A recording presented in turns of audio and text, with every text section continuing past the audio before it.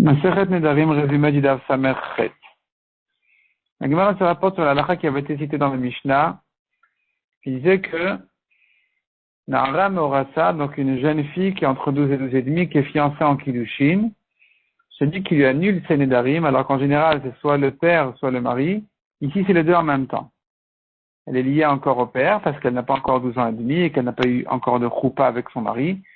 Elle est liée déjà à son mari parce qu'elle a quand même reçu des Kiddushin. Donc les deux vont lui annuler ses Nedarim.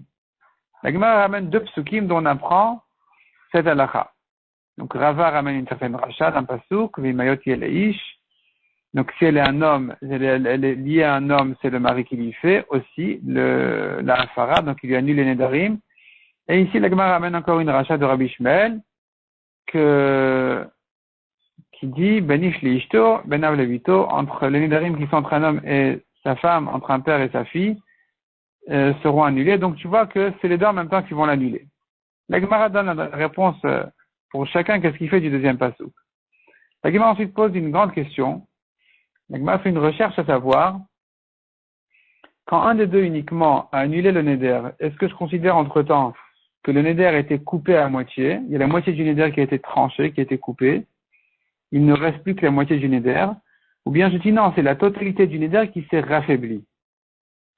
Et la différence pratique serait dans le cas où cette fille-là en question, elle a fait un neder, disons, sur deux kazetim, et il y a un des deux qui a annulé, et elle a mangé. Elle a mangé les deux kazetim. Elle a mangé tout le pain qu'elle s'était interdit.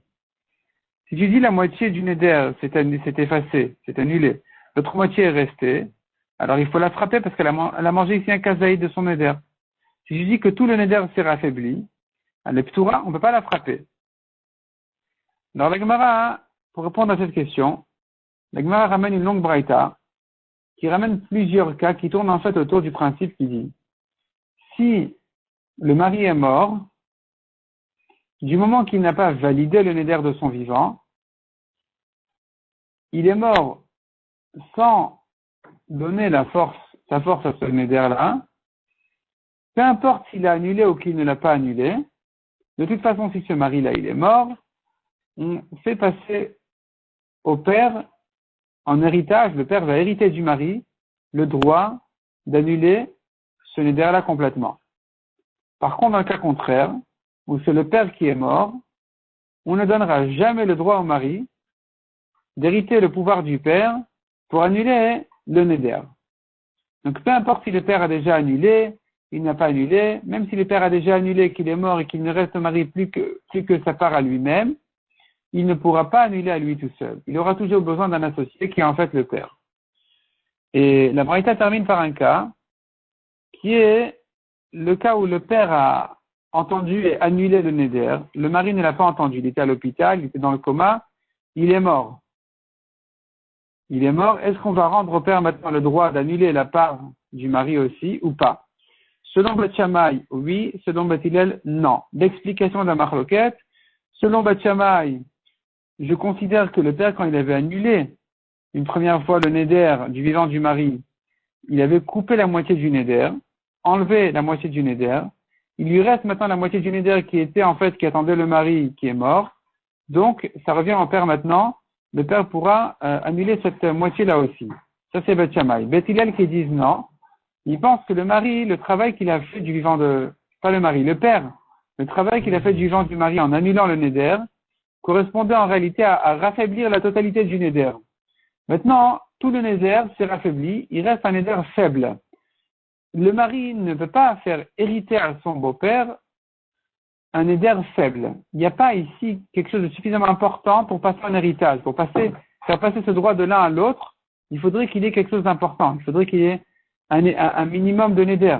Or ici, que tout le neder s'est raffaibli, on n'a pas quoi faire passer au père. Donc maintenant, puisque le père a déjà annulé une partie de son vivant, du vivant du mari, et que le père n'est pas mort, donc ce qu'il a fait le père est encore là, est encore valable. Donc lui, quand il a raffaibli la totalité du neder, il se trouve que tout le neder maintenant il est faible, et puisque tout le neder il est faible, alors comme on a dit, selon Beth Hillel, le père ne pourra pas l'annuler, parce qu'il ne peut pas hériter un droit faible de son gendre, du mari. Et donc, finalement, conclusion, nous avons ici la réponse à notre question.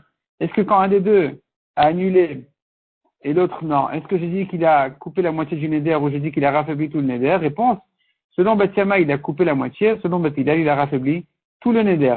Donc, si maintenant la femme, elle a mangé, alors qu'un des deux a annulé le neder, eh bien, je dirais qu'elle est ptoura, on ne peut pas l'attraper, puisque tout le neder entièrement a été raffaibli. Alors que selon Beth Shammai, on aurait pu, oui, l'attraper, parce que selon Beth Shammai, il y a la moitié du neder qui est restée, or il y a une quantité suffisante dans la moitié du neder qui est restée pour la frapper. Il y a un kazaït.